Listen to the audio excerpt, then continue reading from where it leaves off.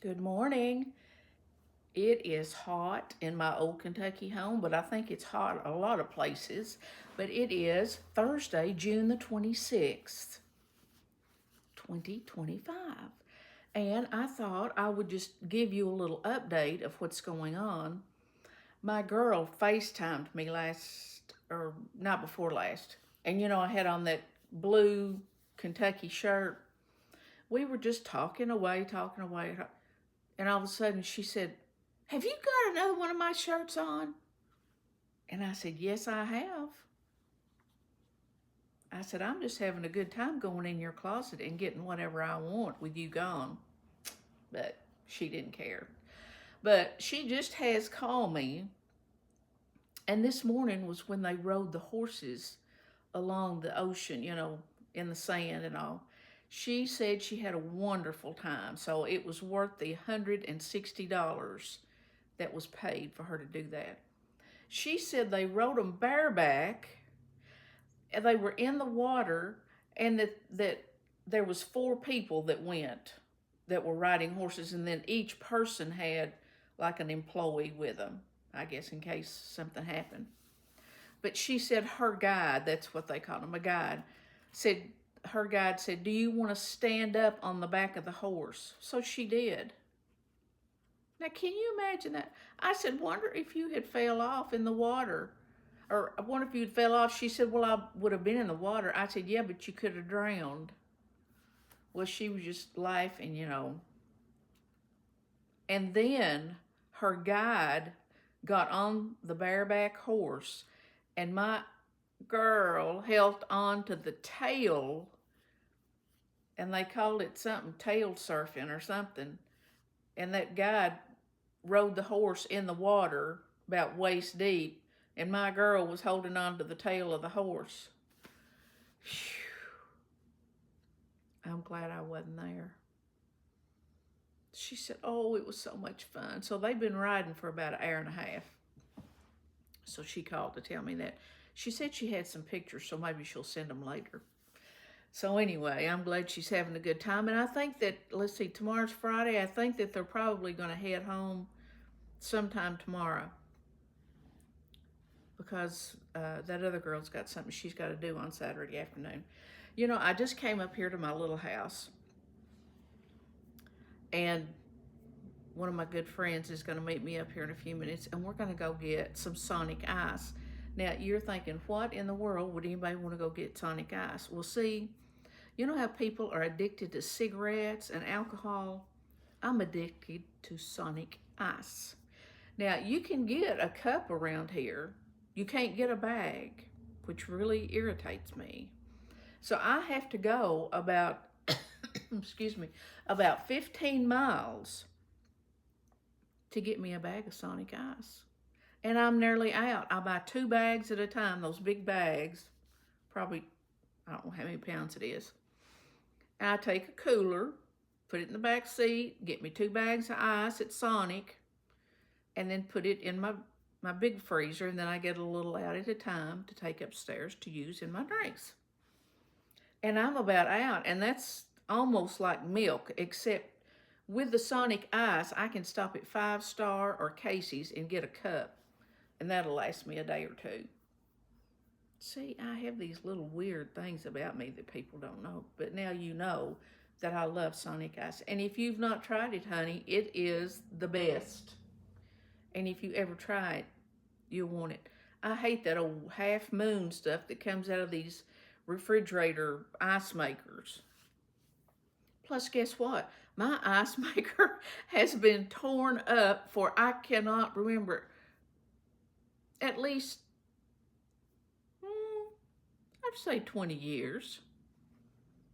I never had it fixed. Because if it was going to get fixed, I would have had to have it fixed. So I didn't get it fixed, so I just buy me some Sonic Ice and go along my merry way. If you've not tried it, it's those little bitty, oh, they're so good. All right. Now, this probably won't last too long. I know you're thrilled to hear that. But I just want to tell you that when I pulled up here at my little house this morning, that I looked over next door where my parents owned that house next door. And it was built probably in 1966 or 7, 66 or 67, maybe 65. You know, you lose track of time. I know that I wasn't hardly 16, so I was probably 14 or 15. And it's just a long ranch style house, one floor. And when they built that house, you know the colors that was in was avocado green and that gold. So needless to say, the kitchen sink like was avocado, and then some, you know, the bathroom fixtures were either gold or that avocado green. And what was really popular in those days was a sunken living room. Now, if you don't know what that is, it was just like the living room was so much down, like you had to take a step down into the living room. We never used that room, but you know, it was kind of not fancy, but it had a nicer couch and things in there that where we stayed at the family room didn't have. And my mother was so proud of that. Of course, she'd never had anything. We just lived in rent houses, and the old house that I was raised in that was in front of this house. And I'll never forget that my parents went somewhere one time. I don't know if it was to visit my aunt or something, and stayed in a hotel, a motel. And they had these little odd shaped tubs. And I really don't know how to explain it to you, but the way it fit into the bathroom was like in a square. And then inside the tub was like oval inside that big square tub. And it was avocado green. And that went in my bathroom. They got me that for my bathroom. And I just thought that was the cutest thing ever was. So, you know, I look over there when I pull in here of a day, you know, so many times, and see that house and, you know, think of my parents and living there. The house was built so strong with the best material possible, because when my dad did something like that, he did use the best material. But the shutters, the black shutters are faded. The windows had, in the front, it had big tall windows, probably 5 or 6 feet tall. And they had the little panes of glass in them, wood. And I know in the spring, my mom would get out there and clean those with a rag and probably vinegar, because we probably didn't have Windex. Clean each one of those little panes, which took a lot of time to do that. But nothing has been done to that house for years and years. So I think I had mentioned a while back that a few years ago, this elderly lady bought the house, and she lived in it maybe 2 or 3 years. And then now she's in the nursing home. And I don't know if she has dementia, but at that, I had called her one day to ask her if she'd be interested in selling the house, that I might want to buy it. This has probably been about 5 years ago. And I thought, well, if I bought it, and I never did even like living in the house. I don't know why I wanted to buy it. But I thought, well, if I bought it, I could get new windows, new shutters, do a lot of work on the inside. The house never had central heat and air. It had cable heating. Do you remember that, when that was popular? In the ceiling, those little wires run in the ceiling, and that was the heat. The air, there was none. My dad had this very powerful ceiling fan that was in the hallway of this house. I've never heard one like this before in a house. I mean, it had such power. It was loud. When it was on, you couldn't hear what was going on in the house, but it was very powerful, you know, and pull the air in. And it was just like somebody commented to me yesterday, is it hotter now than it used to be years ago? I feel like it is. But it may just be because we're older. I don't know that. But we would leave our windows up in the bedroom, you know, just so much, and then have that fan on and pull that night air in, and it was just as comfortable as it could be. The house was not hardly ever hot. Well, then later in the years, my dad put some little wall units in as heat because the older he got, you know, he would get colder, and he would use that for heat. But this morning, when I got out of my car, they were over there working. They're remodeling that house because that woman that lived there is now in the nursing home. Anyway, whenever I tried to buy that from her, and I think I had told you this before, but in case somebody's watching for the first time, and I was just talking to her on the phone, and I said, I would like to buy that house because my dad built that house, and I've lived there, and blah, blah, blah. And she said, oh, I can't sell this house. She said, I've just had a new shower put in, and said, I couldn't sell it because of the shower. So I knew then I was talking to somebody that wasn't playing with a full deck. So I just went along with her, and I said, well, you take my number and my name, and then if you decide that you ever want to sell it, you let me know. And she said, well, she would, but she wasn't going to sell it. Well, it wasn't 6 months that she was in the nursing home. And the house is set over there empty all this time. Well, the last few months, someone has bought it. And they are cleaning it up, doing a lot of work on it. So this morning when I pulled in, the guy that is working on it, I know really well. I went to school with him, and he hollered at me. He saw me getting out of the car, and I went over there, and he said, I was going to call you whenever we get all this work done to let you see this house. And he said, if you want to, you can come on over and look at it now. So I did. And I've kind of had some little sad feelings a little bit. The living room that was sunken, they have now built it level just to the floor, which I would have done that because that was useless. I don't know why. I mean, that it was just popular during that time. So it was filled up, just level. They had that attic fan on, and I'm telling you, as hot as it is today, it was not that miserable in that house because of the fan. You wouldn't believe the power of that thing. Now, when we built our house, my husband and me, we put one of those in, but it never was as powerful as this one was. So I don't know if it was the different time that we bought it, or if it was, I don't know what it was, but ours was never that good. But this one, still working like a top. They had torn out some of the walls.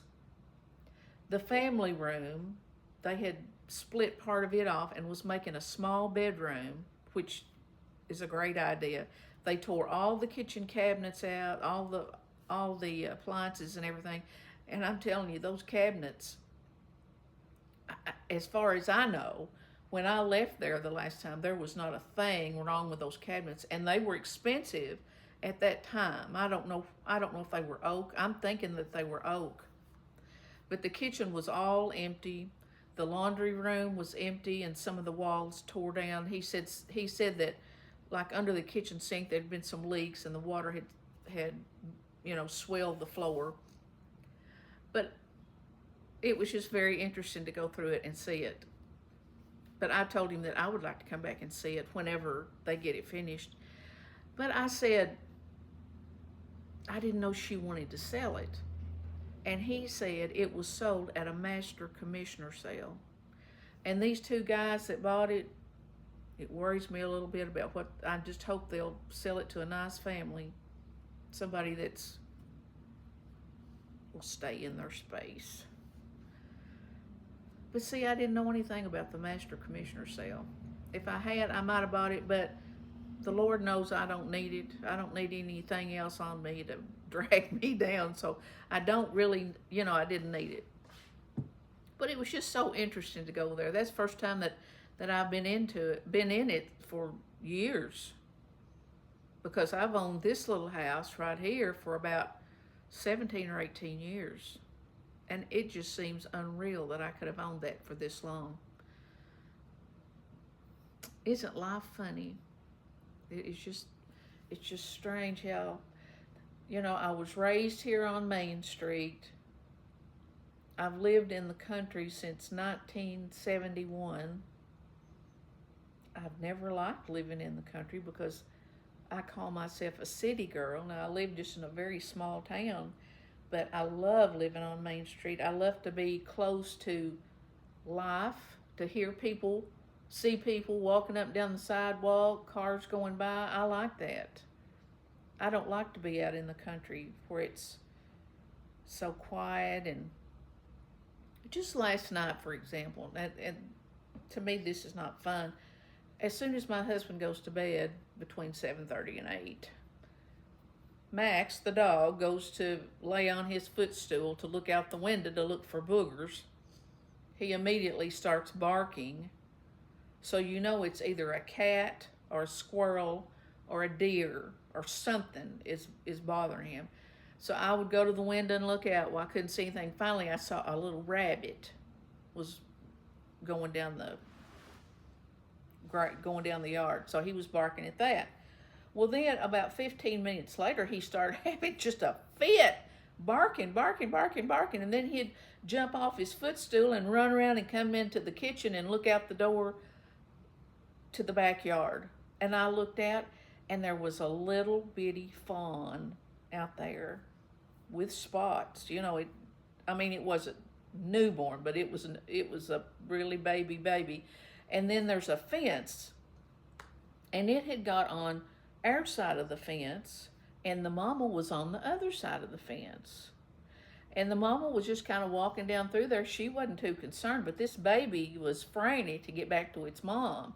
Well, old Max, he was just having a horse fit, barking at that little deer, wanting out.